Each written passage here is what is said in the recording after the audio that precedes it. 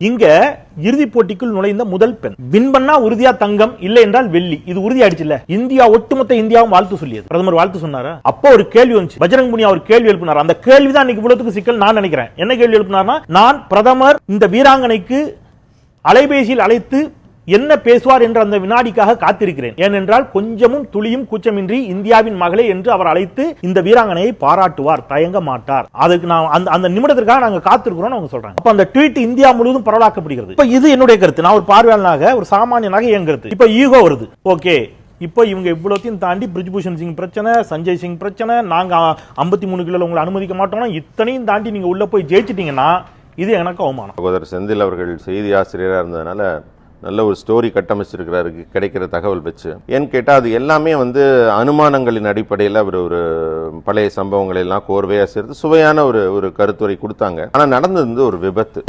4 மல்யுத்த வீராங்கனைகள் பேர் மட்டும் சொல்லுங்க சார். இல்ல சொல்லுங்க. இல்ல எப்படி சிக்கிரிக்கம் பாத்தியாப்பா? அதிகாரிகள் மேலேயும் சொல்லியிருக்காங்க இந்த தவறுகள்னு, இந்த தீர்ப்பு, இந்த மாதிரியான தீர்வுகள் நிறைவேற வந்த பிறகு எங்க சொல்லியிருக்காங்க சார்? சொல்லல. அவங்க எதுவுமே சொல்லல. அவங்க ட்வீட் போட்ட நான் சொல்றேன்.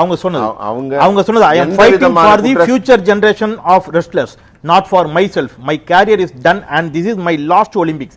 I want to fight for the young women wrestlers who will come and fight for them so that they can wrestle safely. That's why I was in Jantar Mantar and that's why I am here. இதுல என்ன இருக்கு குற்றச்சாட்டு? என்ன இருக்குதா? இதுக்கு தான் படிங்கடான்னு அடிச்சுக்கிட்டேன். முட்டா பசங்கடா, அருமைகிட்ட முண்டங்கடா. ஒட்டுமொத்த இந்தியர்களும் தலைகுனிய வேண்டிய ஒன்று. வினேஷ் போகத் ஏப்ரல் மாதம் 12ஆம் தேதி அவருடைய எக்ஸ் வலைத்தளத்தில் ஒரு செய்தியை பதிவிடுகிறார். அதான் ரொம்ப முக்கியம். நியூஸ் 7 தமிழ் வாயிலாக மக்கள் தெரியணும். அந்த செய்தியில் அவர் என்ன சொல்றாரு, என்னுடைய பர்சனல் பயிற்சியாளரையும் எனக்கான பர்சனலான ஊட்டச்சத்து நிபுணரையும் அவங்க அனுமதிக்க மறுக்கிறாங்க. எனக்கு பயமா இருக்குது. ஏன் தெரியுமா? ஒருவேளை இவர்கள் ஒலிம்பிக்கில் நான் குடிக்கக்கூடிய தண்ணீர்ல இவங்க ஊக்க மருந்தை கலந்து நான் ஊக்க மருந்து பயன்படுத்தியவள் என்று சொல்லி என்ன தடை செய்வதற்கும் தயங்க மாட்டார்கள் என்று நான் அச்சப்படுகிறேன் என்று அந்த சகோதரி சொன்ன அச்சம் இன்னைக்கு உண்மையாயிருக்குது. அப்படிங்கறதா இன்னைக்கு ஒட்டுமொத்த தேசத்தினுடைய ஆதங்கமாகவும் கோபமாகவும் இருக்குது. இதுல இத சொல்றீங்க.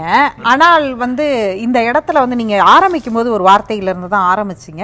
இன்னைக்கு இந்தியாவே உற்று நோக்கக்கூடியதும் அதுதான். இந்தியாவுக்கே இது ஒரு பெரிய அவமானம் அப்படின்ற வார்த்தையில ஆரம்பிச்சீங்க. அப்ப நமக்கு எவ்வளவு பொறுப்பு இருக்கோ அதை விட இந்த அவமானம் வந்துவிடக் கூடாதுங்கிறதுல மத்திய அரசிற்கும் இந்திய ஒலிம்பிக் சங்கத்துக்கும் விளையாட்டுத்துறை அமைச்சகத்துக்கும் பொறுப்பு கூடுதலா இருக்கு. ஒன்றிய அரசுக்கும் பிரதமருக்கும் இது குறித்து கவலை இருக்கிறது. நீங்க சொன்னீங்க இல்லையா, இந்த நூற்றாண்டினுடைய மிகப்பெரிய நகைச்சுவை இது. இது மாதிரி பிரதமரே அதை நம்ப மாட்டார்.